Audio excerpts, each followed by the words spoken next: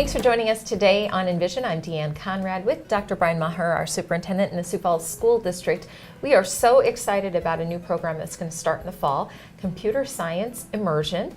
And Dr. Maher has been talking about this. You've had a couple of opportunities to talk about it in the media and a variety of different local groups and such.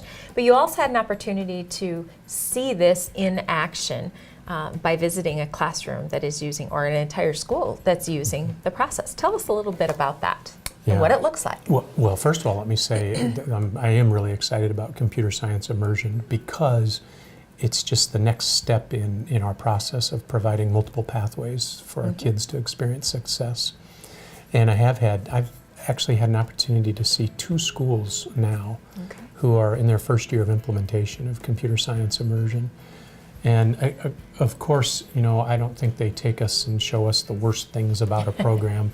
So we've seen some of the best, but I'm telling you, the best is incredible with what we've seen. We've seen absolute total engagement of students. We've seen excitement from teachers. In fact, I learned a lot on our last visit from teachers who talked about learning side by side with their students, and also said many times they have to kind of step aside and let their students lead. So maybe changes our methodology just a little bit, but in terms of excitement for students, I'm excited for them. We take that a step further. I'm excited that they're going to learn coding. I'm excited that they're going to really improve their skills in the area of computer science. But here's what I saw that really excites me. I saw students who are unbelievably engaged and very critically thinking through issues. And I don't care if it's computer science or reading or math or construction or welding. That's what I want our students, is very engaged. And I want them to see a purpose for what they're doing. That's what I saw, and I've seen it twice, and I can't wait for that to be infused into our system and see what I think is an already very well engaged student population. Maybe take that engagement to another height. The 3 schools that will have this program, we're starting at the elementary, which just makes most sense, but all K-5 students in Hayward, Lowell, and Annie Sullivan Elementaries will all have this opportunity.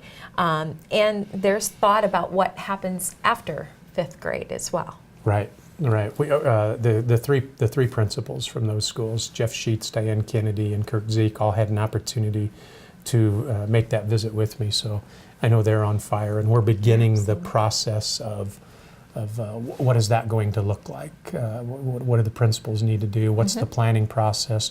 How do we make sure that teachers have the professional development that they're going to need to make this come alive? It's one thing for the superintendent to be on fire, but quite frankly, that has very little to do with the classroom. We need our teachers really to be well prepared, and we're going to do that.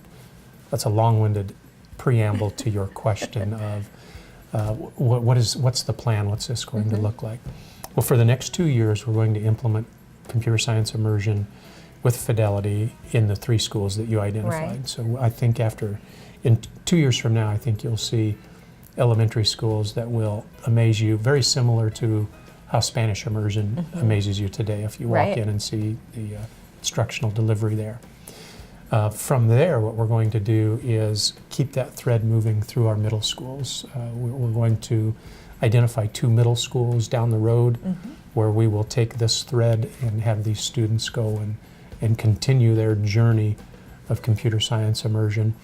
And then as they finish 2 years in elementary and then 3 years in the middle school, 5 years from now, this is going to have a great impact on the high school delivery. And so you might wonder, what does that look like at that point? And I would share that wonder with you because we're not sure yet. We don't know if it means we have a magnet high school, if this is a wing at CTE, if this is something we can combine with a high school that is currently standing. We do know this, at the very minimum, this will have a great impact on the computer science curriculum and instructional delivery at our high schools in 5 short years. So Right. that planning process has to begin immediately as well. And many, just a few years after that, it will have an impact on many of the businesses in our community, our colleges and such, that are looking for the critical thinking that is required of employees today in a variety of different jobs, whether they're computer related or whether there's something different. But those skills that are required in that type of learning are just definitely needed in our workforce today. I was contacted very recently by Secretary Shop from the South Dakota Department of Education asking where we were in this process, what did it look like, and what do I think the ultimate issues are at the high school level. And so I think that's something that the state is going to look at, certainly something that the Sioux Falls School District is going to look at, and hopefully that the state of South Dakota and the city and school district of Sioux Falls grow together in that journey. Well, lots more to come on that. Excited to see how it all is unveiled at the beginning of the school year next fall, and then how things look throughout the school year as well, and into the future. Lots of exciting things happening in the Sioux Falls School District. We thank you for joining us today on Envision.